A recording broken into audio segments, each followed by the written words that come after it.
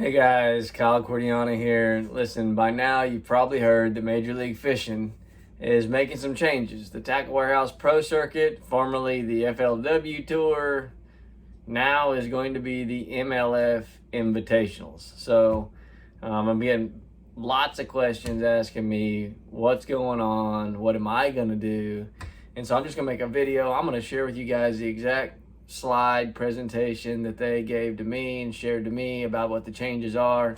So I don't know if this is already out there, it probably is, but I wanted to make this video and share it with you guys in case it wasn't, and give you a little bit of my input on how it affects me personally with my lifestyle and my wife. So let's just get right into it. I'm gonna click through these slides and we'll just walk right through them. So like we said, it's the MLF Major League Fishing Invitationals. What is it?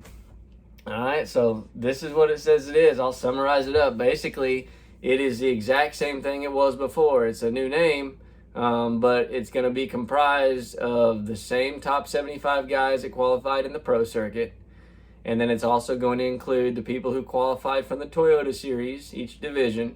They're going to get first go at it. And then the BPT guys are going to get first go at committing to all 6 events. So there's going to be 6 tournaments. If you commit to all 6, everybody, that's how they get priority. They're willing to go down the list, I think, to 10 spots on the Toyota Series to fill those spots. But once that's done, if it's a 150 boat field, that's done. It's capped out. There will no longer be more than 150 boats. That's what I've been told. I asked that question specifically. It will be capped at 150. So if we get a full field of guys committed to all 6 events, that's it, 150 anglers. If not, then the BPT guys and anybody else that is qualified to fish will be able to jackpot these tournaments. So if there are empty slots and somebody from the Bass Pro Tour wants to fish that lake because they love it or just want to, or anybody else that's qualified, I guess that means if you're a Toyota Series angler that qualified and don't want to commit to fishing all 6 events for $30,000, but you want a jackpot one, if there's an open seat, you can get in. So, you know, that rubbed a lot of people the wrong way. We like to be competing against the same anglers every event. We don't like people to have an advantage by coming in and just jackpotting and cherry picking one that might be their home lake or something they know a lot about. But nevertheless, that's part of this new MLF Invitational. Says top payout there, 3 days per event. That's different. So we're going from 4 to 3. There's also going to be 3 days of practice. Top payout's $115,000. I'm going to show you a total list of the payouts because that includes the $35,000 Phoenix bonus. So we went from $100,000 to first place is now $80,000 unless you have contingency bonuses. So the next slide they shared with us, it's the red crest winning you're in. So this is the carrot they're dangling in front of us. This is the thing we're shooting for now. If you win any of these events, whether you fish all 6 or not, if you're one of the anglers that jackpot it, you can get in if you win. So if you win, you're going to qualify for the following year's Red Crest. They give us some statistics of the outreach and impressions left by the Red Crest stats. Nobody really cares about that from an angler perspective, but potential sponsors, a lot of times they like to care about impressions. The next slide, this was the breakdown. What does the MLF Invitational look like on the water? We now have 3 practice days. We used to have 2. We used to have 2 and an off day. Now we're going to have 3 practice days and an off day. And they justify this by saying that this will require you to travel less. So it's not forcing anglers to go up there and pre-practice before it goes off limits by giving them an extra day. Maybe so, maybe not. I'm still going to fish, pre-fish if I can. I'm sure other guys will. And then the full field of 150 anglers will fish day 1, day 2, and then they'll cut it to top 50 for day 3 to see who wins. So there's no longer going to be a day 4. There's no longer going to be a top 10, top 50. Everybody gets to fish it. Here it is. Here's the payout. This is what all the anglers wanted to see. This is really what shakes down some of the massive changes. So in 2022, this year, we paid $35,000 to fish 6 events.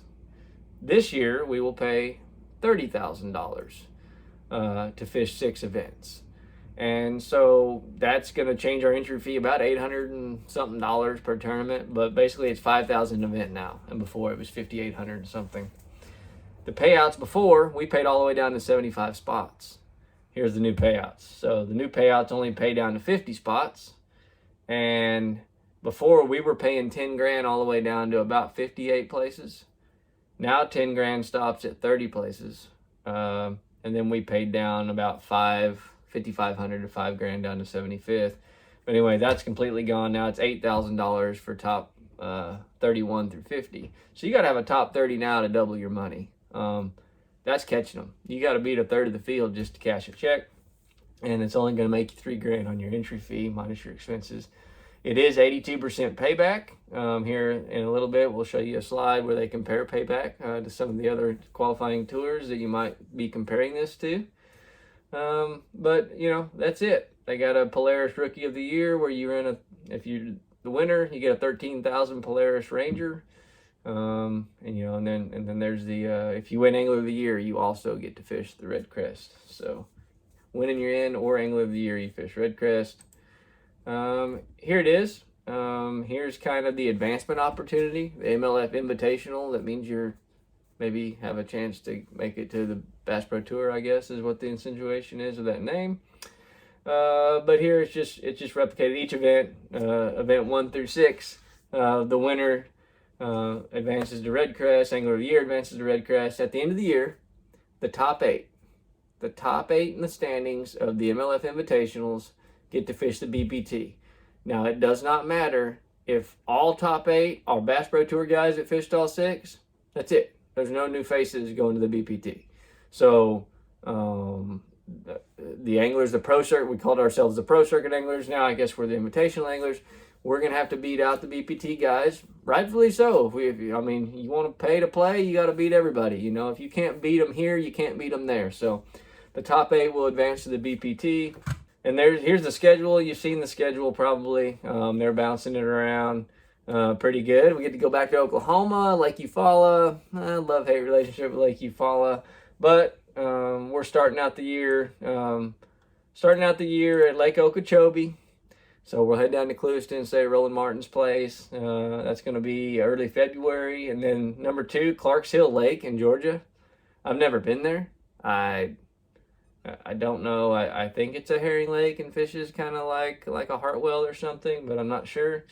And then there's Lake Eufaula, Oklahoma, number 3. That's going to be mid-April. So that's going to be spawnish, pre-spawnish probably now. Lake of the Ozarks, first week of May. That's probably going to be tail end of spawn / post-spawn. That one's going to be an interesting one. I've actually never fished Lake of the Ozarks. Everybody thinks I have. And then we go to the Potomac River. I can't tell you I'm not excited about that. It's an amazing fishery. It's just kicked me in the teeth both times that we fished it. And then last event, Mississippi River at La Crosse. Always a fun, challenging event to go there. Not a lot of big fish there necessarily, but still a lot of smallmouth and largemouth. It's a really cool place to fish. Here's some live streaming stuff, television data. From a sponsor perspective, being able to get some CBS Sports is a good deal. So getting yourself live on MLF Now is always good, but also CBS Sports. They're going to turn each one of our events into a 2-hour program, and it's going to air for 13 weeks. So that's good. Here's some more additional coverage and impressions. I'll let that sit there for a second. If you're really interested, you can pause the video and read it yourself. And then here's the industry comparisons. So this is kind of interesting for some of those who want to compare these facts. So you've got the Invitationals, which is this one thing we're talking about now. And we've got the Bassmaster Opens, and we've got the National Professional Fishing League, NPFL. So they're just trying to give you some comparisons here. Some of the takeaways: the number of events are the same for NPFL. Opens is 9. Probably a lot more miles. Obviously, more events, more miles. But the payout percentage. So the Invitationals still have the best payout percentage. It's 82% versus 71% for the Opens, and somewhere between 75 and 78 with the NPFL. The percent of the field paid, it's a third of the field, 33%, 27% for the Opens. The NPFL pays a higher percentage, anywhere from 36 to 40%. The Ascension opportunity. What's the next level? So obviously the NPFL, there's no next level. the Opens, you got the elites, and they're saying here, you know, you can fish the BPT. They've got the new General Tire Team Series and heavy hitters and things like that that hopefully you can advance to. No championship, but there is a championship, I guess, for the MPFL. I didn't realize they had a championship now. Winning, you're in. So anyway, you know, it is kind of unique. You're not required to compete in all events if that style suits you. That's not unique to me. I want to fish them all. So television, obviously that's a benefit. AOI winner, going to Red Crest, you know, that's a benefit too. All in all, how does this affect me personally? How does it affect my wife? We quit our jobs. I quit my civil engineering job, 14 years. She quit healthcare. We sold our home. You're looking at my refrigerator in my house, in my fifth wheel. This is my house now. So we don't have a home. We're all in. We went all in with MLF and their organization. We even buy MLF insurance. So I am a little bummed that the opportunities have lessened a little bit. The payouts have gone down. No championship. All that is a bummer to me.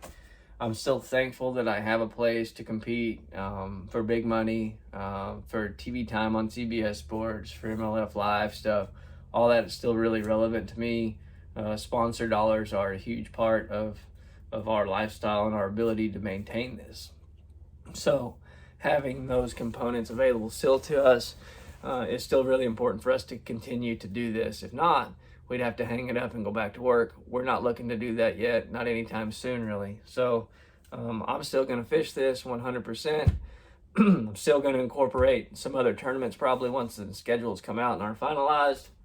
But I'm not changing. I'm sticking this out. I've been through it when it was FLW Tour and it got bought, and it's been changing.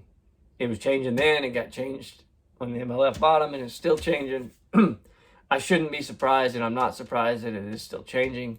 But I'm just leaving my faith in MLF that it will remain and it will do its best to provide a sustainable fishing career for myself and the other anglers that are sticking with it. So that's it.